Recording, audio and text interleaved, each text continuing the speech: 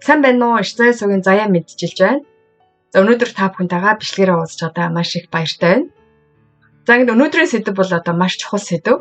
За ингээд миний одоо YouTube сувгийг 25-аас дээш за бүр одоо идэвхтэй сайн үсэг усуд гэхээр 30-аас дээш насны одоо хүмүүс байдгийн байлээ. За ингээд ер нь бол би одоо өөрөө нас явах тусам яавал бид нар дээрвэ гэдэг талаар өөрөө бол их суралцах дуртай. Тэгээ суралцсан зүйлээ бас хуваалцах дуртай. Тийм учраас өнөөдрийн одоо сэдэв бол одоо тийм ээ бид нар одоо нас явж байгаа энэ улсуудад маш одоо хэрэгтэй сэдэв байх болно. Та бүхэн маань эхнээс нь дуустал ингээд сонсоод үзээрэй. Одоо маш одоо хэрэгтэй цаг хугацаа байгаасаа гэж бодож байна. За ингээд эхлэе. Ах эгч дүү нартаа хэлж болохгүй 3 нууцыг та мэдхүү. Энэ бичлэгтээ гэр бүл ах дүү нарын дундах хайрын хадгалахын зэрэгцээ бидний амьдрал тулгардаг сорилтуудыг гүнзгий авч үзье. Эрт дээр үес гэр бүл дэх ахан дүүсийн хайрын тухай сэтгэл хөдлөм сургаал уламжлагдаж ирсэн. Энэ зөвхөн цусны төрлийн холбоог илэрхийлээ зогсохгүй. Гэр бүлийн хайрыг эрхэмлэхийн чухлыг заадаг. Энэ хайр нь амьдралын ямар шуургыг тэсвэрлэж, хорвоо дэлхийн бүх зүйлээс илүү хүчтэй байдаг. Хүн бүр бие даан гэр бүлээ бий болговол энэ цусан төрлийн холбоо нь өөрийн гэсэн үл үзэгсдэг сорилттой тулгардаг. Цаг хугацаа өнгөрсөн ч энэ хайр нь бүдгөрөхгүй тулд ах дүүгээсээ нууцлах, гадны хүмүүстэй хуваалцахгүй байх ёстой зүйлүүд гэж байдаг. Энэ бол бие биенээ хамгаалах арга зам бөгөөд хайртай хүмүүстэйгээ харилцах холбоогоо хадгалах зорилготой юм аа. Өдөр тутмын амьдралтай туслах, мэрэгэн ухааныг олж авахтай туслах, иш заяа сувгтаа бүртгүүлэхээ бүү мартаарай. За 3 зүйлийг авч үзье. 1-р гэр бүлийн эд хөрөнгөө бүү ил болго. Мөнгө зөвхөн материалын үн цэний хэмжээр төдийгүй заримдаа гэр бүл ахан дүүсийн хоорондох зөрчилдөөний шалтгаан болдог. Эд хөрөнгө цусан төрлийн холбооноос болж гэр бүлийн аз жаргалаа алдах шахсан жигтэй үйл явдлын тухай ярьж өгье. Энэ туршлага нь амьдралынхаа бүх зүйлийг ах дүү нартаа ч хуваалцаж болохгүй гэсэн гүн сургамжийг өгсөн. Үүнийг ярьсан хүний гэр бүл 4 хүн 1 охинтой. Тэд бүгдээрээ гэр бүл болоод тус тусдаа амьдардаг. Эхнэр бид хоёр хотод 20 жил гаруй шаргуу ажиллаж амьдарч байгаа бөгөөд бусад ах дүү нар маань хөдөө орон нутагт байдаг. Эдийн засгийн хувьд тогтвортойч чинэлэг бишээ. Амьдрал дэх амжираагаар залгуулахад хангалттай хуримтлал бий. Гэвч энэ тогтвортой байдал намайг мүлжиж ашиглах шалтгаан болов. Баг дүү маань над руу уцаар залгаж янз бүрийн шалтгаанаар байсгээд л мөнгө зээлгэж гуйдаг байлаа. Газрын татвар, тээврийн хэрэгслийн засвар, нийтийн үйлчлэгээний мөнгө зэрэг хэрэг болоо гэхдээ би дүүгээ өрөвдөж дур мэдэн мөнгө зээлдэг байв. Гэвч цаг хугацаа өнгөрөх тусам зээлийн хэмжээ нэмэгдэж нэг ч удаа эргүүлж төлөөгүй. Түгэрч барахгүй эхнэр бид хоёр дүүгийнхээ амьдралын хэм маягийг хараад сэтгэл их өвдсөн. Өглөө бүр кафед кофе ууж, үргэлж шинэ хувцас авч өмсдөг. Заримдаа бүр гэр бүлээрээ аялалд явдаг байсан. Нөгөө төгөр эхнэр бид хоёр мөнгөө хэмнэхийн тулд хүйтэн будаа юм уу, үлдсэн хоолоо идэхүүч цөөнгүй байлаа. Эхнэр маань үүнийг мэдээд хатуу шүүмжилсэнгүй. Айдуухан сануулв. Энэ байдал үргэлжлсээр байвал дүүгэн гэр бүл биеэж дааж чадалгүй. Баг угаар чамтай хамааралтай болно. Бидний хөлсөө урсгаж орсон мөнгө шүү дээ. Хэнд зээлүүлэхээ сайн бодох хэрэгтэй. Эхнэр хэлсэн энэ үгийг сонсоод би гэнэт ухаарав. Буруу зүйл хийж байжээ гэж. Эхнэртэй мэдгэлгүй дүүдээ мөнгө зээлсэн бидний ажилуулдаг дэлгүүрт маань нөлөөлөө зогсохгүй. Дүүгөө үрлэн амьдрахад нь өөрийн мэдлгүй туссан явдал байлаа. Хэд хэдэн удаа мөнгө зээлхээс татгалзсны эцэст би ойлгосон. Буруу зүйл нинжин сэтгэл гаргах нь бусад тус биш ус болдгийг ойлгосон бөгөөд дүү маань амьдралын хэм маягаа өөрчлөхийн оронд харин ч бүр өр зөөлөө төлөхгүй тулд эмнэлэгт хэвтсэн мэт дүр үсгэж олон нийтийн сүлжээнд таагүй нөхцөл байдлаа нийтэлж намайг улам дарамтлж байлаа. Дүү маань миний итгэлийг уруулан ашиглаж тансаг амьдралаар амьдарч байгааг олж мэдэх үед гэрэл маань сүрлийн ирмэг дээр ирж үлээ. Эхнэрийн хэлсэн үг миний нүдийг нээж өгсөн. Одоо зүгээр орх. Хүн бүр өөрийнхөө хариуцлагыг үүрэх хэрэгтэй гэж. Тимээ зөв. Төрсөн ах эгч дүүсч гэсэн тус тустай амьдарч байгаа учраас өөрийнхөө амьдралын төлөө хариуцлага хүлээх ёстой. Хэдийгээр би дүүгээ бодож түүнд туслаач энэ түүнийг сайжруулахгүй. Харин ч бүр бидний харилцааг улам дордуулсан. Одоо би дүүнхээ хэрэгт огт оролцдоггүй. Өөрийн гэр бүлдээ анхаарлаа хандуулж байна. Дүү маань өрөө дарахын тулд байраа зарсан гэж дуулсан. Үүнийг сонсоод сэтгэл минь өвдсөн ч дүү тулгарах байсан сорилт гэж би ойлгож байна. Хамгийн гол нь миний хийсэн том алдаа бол дүүдээ гэр бүлийнхээ хөрөнгө орлогын талаар хитрхи их ярьсан явдал. Тэрнээс болоод дүү маань намайг санхүүгийн хувьд эрхчлөөтэй гэж бодон надаас хамааралтай, найдаг зуршилтай болсон. Мөнгөний асуудал бол маш эмзэг. Түүнийг буруу хүнтэй хуваалцах нь шаардлагагүй үл ойлголцол, зөрчилдөөн үүсгдэг. Хэдийгээр хамаатан садан байсан ч эд хөрөнгө орлогын тухай ярихдаа нухацтай сайн бодож байгаарай. Нэгэн алдартай үг бий. Хүний гадаад төрхөөр нь бүүд өгнө. Учир нь чи түүний зовлонг огт мэдэхгүй. Гэр бүлийн доктортой байдлын цаана тоо томшгүй олон хүчин чармайлт золиослол байдаг. Өөрийн ололт амжилтаа үнэлж, нууцаа хадгалж, үнэхээр хэрэгтэй үед тусламжийн гараа сунгах хэрэгтэй. Энэ бол өөрийгөө хамгаалж, хайртай хүндээ амьдралынхаа төлөө хариуцлага хүлээгт нь туслах арга юм аа. Хоёрдугаарт сул талаа битгий илчлээрэй. Ах эгч дүүсийн хайр бол хүн бүр эрхэмлэхийг хүсдэг ариун нандин зүйл юм аа. Гэвч заримдаа дотн харилцаа, үн чудраг байдал нь хоёр талдаа эртээ сэлэн болж энэхүү харилцаанд хор хөнөөл учруулж болзошгүй байдаг. Бидний гаргадаг хамгийн том алдаа бол сайн санааны үүднээс ч гэх юм уу, эсвэл самсаргүйр өөрсдийнхөө сул талыг шууд л хэлэх юм уу, эсвэл хамаатан саднаа шүүмжилдэг. Зарим хүмүүс ах эгч дүүгээсээ нуух зүйл юу ч байхгүй гэж ярьдаг. Энэ нь өнгөн дээр утга учиртай мэт санагдаж болох ч үнэн дээр тийм биш ээ. Дараах ахан дүүсийн яриа үүнийг тодорхой харуулнаа. Ахан дүүгийнхаа зарим зуршилд дургуйцэж, хоолны ширээний ард илэн далангүй санал бодлоо илэрхийлжээ. Ууж буй архиндаа согтож эхэлснээр шүүмжлэл улам бүр ширүүссэн. Чи дүү юм байж ч яагаад юм хариуцлахгүй байдаг юм бэ гэхэд дүү нь ахан түүнийг доромжилж ойлгохгүй, бас хөндлөхгүй байна гэж бодов. Хэрүүл маргааны дараа ах дүүсийн халуун дотн харилцаа хүйтэн хөндөй болжээ. Газар зүйн байрлалын аслалт нь ах эгч дүүсийн сэтгэх байдал, амьдрах арга барилын ялгааг бий болгодог.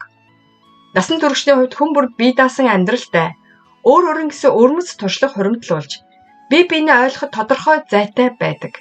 Тиймээс ах эгч дүүгийн сул талыг амархан шүүмжилж буруутгах нь сэтгэлийн өвтөө зогсохгүй. Тэднийг хянаж, шүүж байгаа мэт сэтгэл төрүүлдэг. Өөрийнх нь төлөө сайн санааны үүднээс ч хэлсэн бай. Нөгөө хүн үүнийг ойлгохгүй, доромжллыг мэдэрч, шаардлагагүй зөрчлөө үүсгэж болзошгүй. Хүн хоорондын бүх харилцаанд ялангуяа ах эгч дүүсийн харилцаанд хүлцэнгүй хандаж сурах нь чухлаа. Бусдын сул тал дээр эргэлзэхээсээ илүү өөрийгөө сайжруулах тал дээр анхаарлаа хандуулсан дээрээ. Нэгэн хүн ухаантай ингэж хэлсэн байдаг. Өөртөө хатуу, бусад зөөлөн ханд. Ингэж байж хүмүүстэй эм найртай харилцааг хадгалж чаднаа. Заримдаа чимээгүй байх, эсвэл багахан урмын үг хэлэх нь мянган шүүмжлэлээс илүү хүчтэй байдаг. Хэрэг таны ах дүү тааламжгүй зуршилтай бол түүнийг шууд хэлхээсээ өмнө сайтар бодож үзээрэй. Зохимжтой цаг хугацаа, зөөлөн үг хэллэг, нинжин сэтгэлээр ярилцаж чадвал бие биенээ илүү сайн ойлгож харилцаагаа муудахаас зайлсхийж чаднаа. Хичнээн ойр дотн харилцаатай байсан ч эв ие хадгалахын тулд зохих зайг барих хэрэгтэй. Ах эгч нарынхаа сул талыг амархан ил гаргаж болохгүй. Энэ бол тооцоотой юм уу? Хувиа хичээсэн үйлдэл биш. Харин ухаалаг явдал юм аа.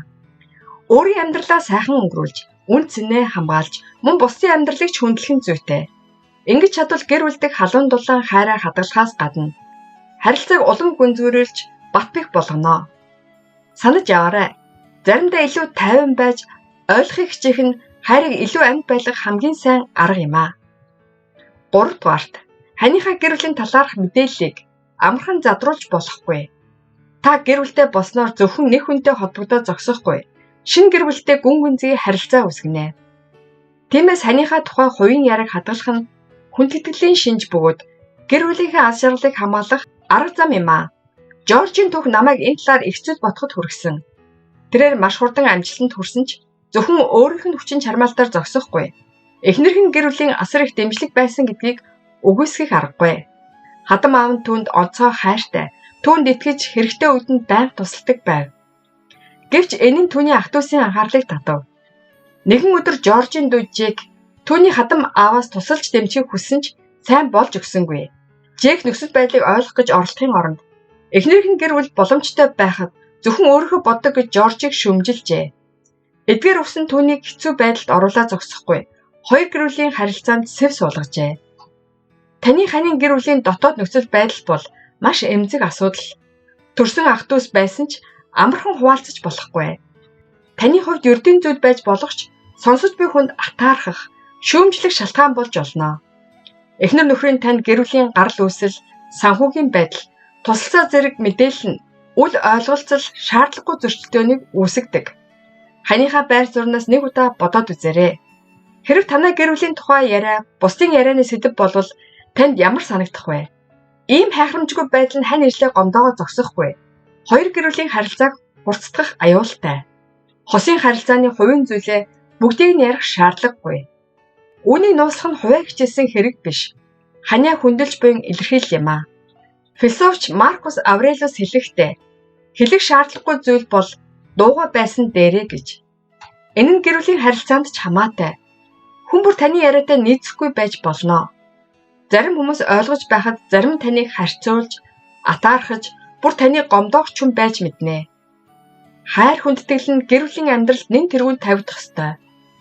Үл ойлголцол, шаардлагагүй зөрчлөөс зайлсхийхин тулд жижиг асуудлуудыг хүртэл нууцлах хэрэгтэй. Бодоод үзтээ. Ханийхаа хувийн мэдээллийг нууцласнаар та ханаа хамгаалаа зогсохгүй. Та хоёрын хоорондох итгэлцлийг бий болгоно. Тохиромжтой зай барьж, зөвхөн хэлэх ёстой зүйлээ ярьж, сонсох нь эвтэй найртай харилцааг хадгалах арга зам юм аа. Эцэст нь үнийг үргэлж санаж байгаарай. Гэр бүл бол бид өөрсдөө хамгаалах ёстой газар болохоос бие биенээ мэдлгүй гомдоодог газар бишээ. За бас нэгэн амьдрал хэрэгтэй зүйлийг ярьж өгье. Өндөр наснд тохиолдсон эмгэнэлт явдлын тухай. Амьдрал яг л хөгжим шиг. Ноод бүр нь өнгөрсөнд гаргасан шийдвэрийн үр дүн байдаг. Заримдаа нэг жижиг алдаа бүх амьдралын аялгыг өөрчилдөг. Энэ түүх бол буруу итгэл, яаруу шийдвэр нь өндөр настай аавыг хэд ганцаардал руу хэрхэн хөтлсөн тухай гашуун сургамж юм аа. Өөрийн тансаг байшингаасаа холгүйхэн, жижигхэн хуучин байранд чимээгүйхэн ганцаараа амьдраад хэдэн сар болж байна. Том байранд маань ууган хүү гэр бүлээрээ амьдардаг. Нэгэн цагт миний амгалан тайван өргөө байсан байр одоо гунигтай дурсамжаас өөр юу ч үгүй болжээ. Би гэрээсээ явсан нь миний хүсэл биш байсан. Учир нь том хүүгийн эхнэрийн аашийг төвчж чадаагүй юм. Доромжилсан үг, басамжилсан харцыг төвчж чадалгүй, өөрийн ирэхгүй явсан. Явхдаа ганц нэг хувцас хунар, хуучин номын тавир, ганцаардмал өдрүүдийг минь хамт өнгөрүүлсэн анд компьютероор авч гарсан. Одоо би 75 настай. Миний амьдралд дурсамж болон эцэс төгсөлгүй уйтгар гуниг л үлдэжтэй. Би залуутай амжилттай нэгэн байлаа. Ажил маань намайг элбэг хангалуун болгож, гэр бүлээ санхүүгийн хувьд авч явах бүрэн боломжтой байлаа. Гэхдээ миний үүсгэж чадахгүй нэг зүйл бол хайхрамжгүй хандсан үнэ. Би залуудаа гэр бүлдээ цаг гаргахаас илүү гадуур харилцаанд орж, хувийн зугаа цэнгэлд хэд автсан үе бий. Энэхүү хайхрамжгүй явдал нь гэр бүлийнхээ төлөө чадах бүхнээ зориулсан үнэн ч эхнэрийг минь зовоосон. Би эхнэрээсээ урвсан. Энэ бол маш том алдаа байсан бөгөөд эхнэр маань хүнд өвчтөй болсон. Эхнэрээ өөд болоход би хоосорсон, харамсах мэдрэмжээр дүүрэн байлаа. Өөрийн гимээ цагаатгаж, хүүхдүүдийнхээ алсралын төлөө үлдсэн бүх амьдралаа зориулна гэж өөртөө амлалаа. Тиймээс эхнэрийг минь оршуулсны дараа хүүхдүүд эд хөрөнгөө хуваахыг санал болгоход би татгалзаагүй. Эргэн тойрон дэх найзууд маань ингэж хэлв. Тэгж болохгүй. Чи ямар ч мэдлгүй бүх юм хүүхдүүдийн хараат байдалд орно гэж. Гэхдээ би сонсоогүй. Хүүхдүүд маань өндөр боловсралтай, тогтвор суурьштай ажил хийдэг болохоор хөгшин аавда золгүй байдал учруулахгүй гэж итгэсэн. Хамгийн муугар ботход тэтгэврийн мөнгөөрөө амьдрах боломжтой гэж өөрийгөө тайтгаруулв. Бүх хөрөнгөө 3 хүүхэдтэй хувааж өглөө. Олон жил амьдарсан том байшингаа ууган хүүдээ өглөөлж өөрийгөө зөв зүйл хийсэн гэж бодож байлаа. Гэвч удалгүй бүх зүйл өөрчлөгдсөн. Том хүүгийн эхнэр надтай элгээр ханддаг байсан ч одоо бол намайг хүндлэхээ болсон. Тэрээр доог тохуу, доромжсон үг хэллэгээр харьцдаг боллоо. Тэр намайг зориудаар хөөх гэж оролдож байгааг ойлгосон. Би бүр тэсгээ байгаад хоёр дахь хүүгийнхээ гэрт байхаар шийдлээ. Гэвч хэд хоногийн дараа тэр ингэж хэлв. Ах маань хамгийн их зүйлийг өвдөж авсан болохоор тэр байшиндаа хамт байсан дээр гэж. Тиймээс би баг охиноосоо тусламж гуйх гэж оролдов. Гэвч тэр уучлалгүйсэн харцаар ингэж хэлв. Манай байр хэтэрхий жижиг. Хадам ээж бас бидэнтэй хамт амьдардаг гэж. Тэр үед л би явах газар уу гэдгээ ойлгов. Сүүлдээ том хүүгийнхээ гэрт буцаж ирсэн ч эхнэрийн ааш зан улам муудсан байлаа. Том хүн маань эхнэртэй юм хэлж эсэргүүцсэнгүй. Харин ч намайг сануулах гэтэл надаас зайгаа барьлаа. Нэг өдөр би дахиж төвчихгүй гэдгээ мэдээд хэрэгтэй зүйлсээ аваад жижиг байр руу нүүсэндээ. Түүнээс хойш өдөр болгон өөрөө хоол хийж, ганцаараа хооллож, өвдвөл эм авч уудаг болсон. Гэвч надад бачуурх сэтгэл төрж байна. Олон шөнө уйлж би өөрөөсөө асуудаг. Энэ байранд байж байгаад өчхөл яах вэ? Хүүхдүүд намайг өгснийг мэдэх болов уу? Надад санаа зовох болов уу? Эсвэл энэ миний төлөх ёстой төлөөс юм болов уу? Гэх мэт олон зүйл бодсны эцэст би төгс ав байгаагүй гэдгээ ойлгосон. Гэхдээ эцэгийн хүүхдийн хаар ийм амархан байхгүй болчихдог зүйлөө? Өөр хүүхдүүд маань ачилж инэрнэ гэж сохроор итгэсэн нь миний буруу юу? Энэхүү түүх өтөл нас нь ойртож буй. Бүх хүмүүс сургамж болох байхаа.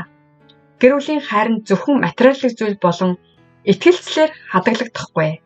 Бид өндөр насндаа өөрийгөө хамгаалахын тулд тодорхой хэмжээний бие даасан байдал нөр төрөө хадгалах хэрэгтэй. Амьд байхдаа бүх хөрөнгөө бүх хувааж өгөөрэй. Таны золиослол заавал шагнагдана гэсэн баталгаа байхгүй.